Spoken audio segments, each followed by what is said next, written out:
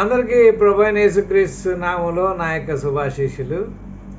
Shalom. మనం calendar గురించి మరి చర్చిస్తున్నాము, బిబ్లికల్ క్యాలెండర్. ఎందుకంటే గ్రెగోరియన్ క్యాలెండరు మన బిబ్లికల్ క్యాలెండర్కి ఏమాత్రం కూడా సెట్ అవ్వడం లేదు. సో ఈ విషయం మన అందరం కూడా గత వీడియోలో చర్చించాం. లూనార్ క్యాలెండరు సెట్ అవ్వట్లేదు. బిబ్లికల్ క్యాలెండర్ లూనార్ అని అనుకోవడానికి కారణం ఏంటంటే 104 కీర్తన 19వ వచనంలో ఋతువులను సూచించడానికి యెహోవా చంద్రుని నియమించాడు. సో ఇప్పుడు ఋతువులు అని ఇక్కడ ఏదైతే రాశారో బిబ్లికల్గా ఏంటి అని అంటే యెహోవా నియామక కాలము. యెహోవా నియామక కాలములను సూచించడానికి ఆయన చంద్రుని నియమించాను. దాని అర్థం లూనార్ క్యాలెండర్ని ఫాలో అవ్వమని కాదు. ఒకవేళ అదే అయి ఉంటే లూనార్ క్యాలెండర్కి సరిపోవాలి, కానీ అది కాదు. అంటే యేసు ప్రభు రోజుల్లో ఉన్నటువంటి జూలియన్ క్యాలెండర్కి ఇప్పుడున్న గ్రెగోరియన్ క్యాలెండర్కి తేడా ఏంటి అని అంటే జూలియన్ క్యాలెండర్లో మార్చి నుంచి స్టార్ట్ అవుతాయి. సో సెప్టెంబర్ అంటే 7వ నెల, అక్టోబర్ అంటే 8వ నెల, నవంబర్ అంటే 9వ నెల, డిసెంబర్ అంటే 10వ నెల. So Yesu Prabhu date of birth కరెక్ట్గా బిబ్లికల్గా సరిపోతున్నాయి. గుడ్ ఫ్రైడే అని మన సహోదరులు ఏదైతే చేస్తున్నారో క్యాథలిక్లు, నిజానికి పస్కాను వారు ఆచరిస్తున్నారు. వారి యొక్క అభిప్రాయం ఏంటంటే పస్కా ఒక చర్చి ఫాదరు గ్రెగోరియన్ అనేటువంటి ఆయన ఒక పోపు, ఫాదర్లందరికీ కూడా మరి అధ్యక్షుడు. ఆ పోపు గారు ఏం చేశాడు అనంటే గ్రెగోరియన్ క్యాలెండర్ ఒక క్యాలెండర్ తయారు చేశాడు. జూలియన్ క్యాలెండర్కి కొన్ని మార్పులు చేశాడు. అక్కడ 10వ నెలని ఇక్కడ 12వ నెల చేశాడు, 11వ నెలని 7వ నెలని 9వ నెల చేశాడు, 8వ నెలని 10వ నెల చేశాడు. అలాగా ఆ క్యాలెండర్ కొంచెం చిన్న చిన్న మార్పులు చేశాడు తప్ప పెద్దగా ఏమీ మార్చలేదు. సో దాన్ని బట్టి యేసు ప్రభు యొక్క డేట్ ఆఫ్ బర్త్ అసలు బిబ్లికల్గానే లేకుండా అయిపోయింది. చాలామంది క్రైస్తవులకి ఎక్కడ యేసు ప్రభు యొక్క పుట్టినరోజు కూడా తెలియనటువంటి పరిస్థితులు ఈ రోజుల్లో ఉన్నాయి. కారణం ఏంటంటే ఆ క్యాలెండర్ గ్రెగోరియన్ క్యాలెండర్. ఇంగ్లీష్లో స్ప్రింగ్, ఫాల్. బైబిల్లో ఉన్నాయి రెండే 2 సీజన్స్. ఏంటి అని అంటే ఒకటి శీతాకాలం, ఇంకొకటి వేసవకాలం. రెండే ఉన్నాయి. రెండే 2 అంటే వసంతకాలము, శరదృతువు. అంటే ఒకటేమో ఫాల్ ఇంగ్లీష్లో, ఇంకొకటేమో స్ప్రింగ్. సో ఈ స్ప్రింగ్ గురించి మనకి తెలియాలి. ఈ స్ప్రింగు ఫాలు అని బైబిల్లో ఎందుకు ఉన్నాయి అనేటువంటిది మనకి ఒక ఆలోచన మనకి రప్పిస్తుంది. అదేంటి, క్యాలెండరు డేట్స్ చెప్పినప్పుడు ఈ కాలాలు వస్తున్నాయి. ఇప్పుడు మనం 2వ సమూయేలు 11 మొదటి వచనంలో చూస్తే మనకేం కనిపిస్తుందంటే వసంతకాలంలో రాజులు యుద్ధాలకు బయలుదేరే కాలంలో అమ్మోనీయులను సంహరించి రబ్బా పట్టణాన్ని ఆక్రమించుకోవడానికి దావీదు యోవాబుని అతని సేవకులను ఇశ్రాయేల్ సైన్యం అంతటిని పంపించాడు. ఇప్పుడు వసంతకాలంలో అని రాసినటువంటి చోట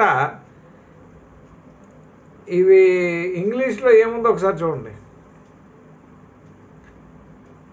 And it came to pass in the turning of the year. Turning of the year, వసంతకాలము అనే దగ్గర హెబ్రీ భాష నుంచి ట్రాన్స్లేషన్ చేస్తే ఏమొస్తుందంటే టర్నింగ్ ఆఫ్ ద ఇయర్. 2వ రాజులు 20వ అధ్యాయం 22వ వచనం. అప్పుడు ప్రవక్త ఇశ్రాయేలు రాజు దగ్గరికి వచ్చి, నీవు ధైర్యం తెచ్చుకో, నీవు చేయాల్సింది ఏదో కనిపెట్టి చూడు, ఇంతకంటే వచ్చే సంవత్సరం ఎందుకంటే వచ్చే సంవత్సరం సిరియా రాజు నీ మీదకి మళ్ళీ వస్తాడు. సో అది ఇంగ్లీష్లో ఏముందో చూద్దాం. ఇంగ్లీష్లో ఏముందంటే,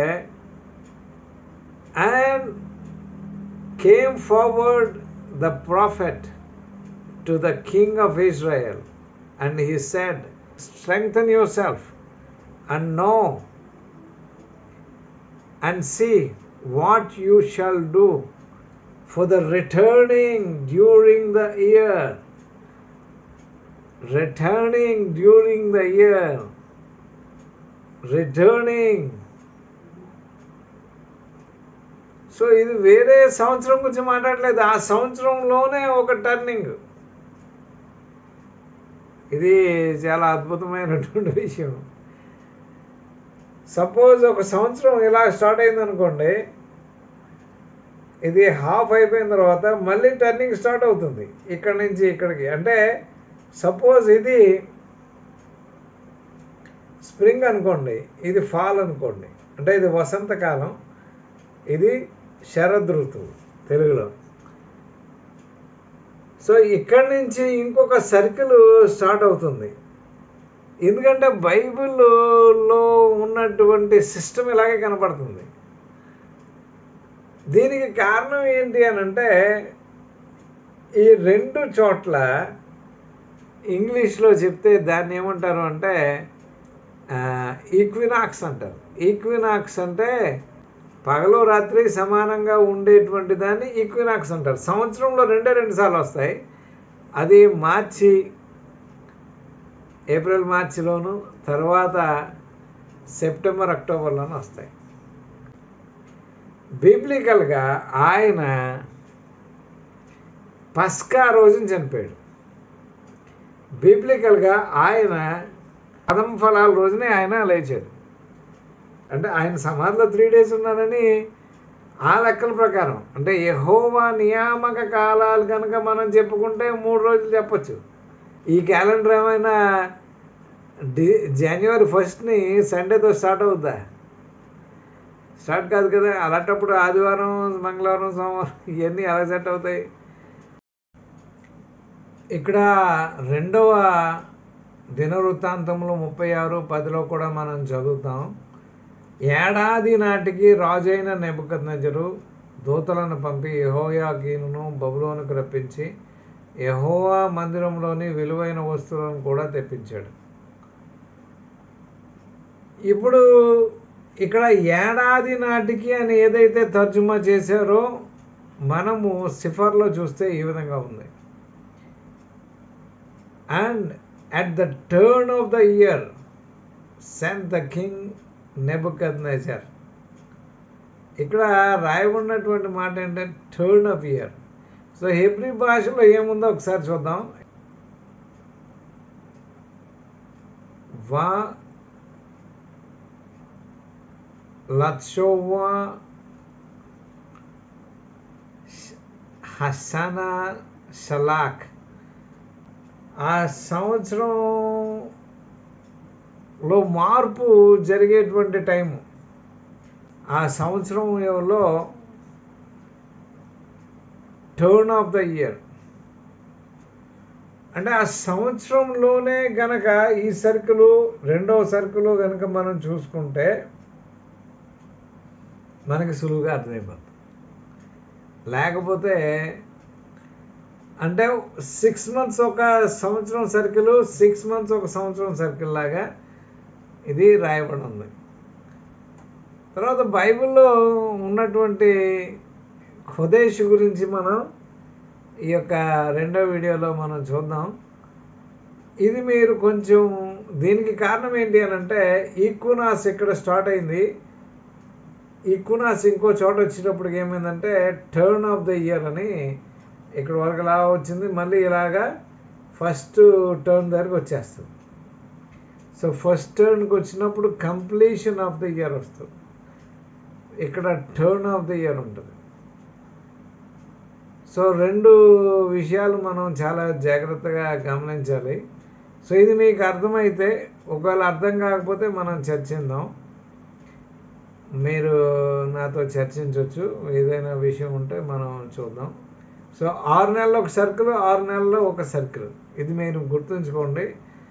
ఈ 6 నెలల సర్కిల్ అనేటువంటిది ఏంటో మీకు నేను వివరంగా నా యొక్క నెక్స్ట్ వీడియోలో చెప్తాను. Okay, thank you very much. May God bless you. Amen.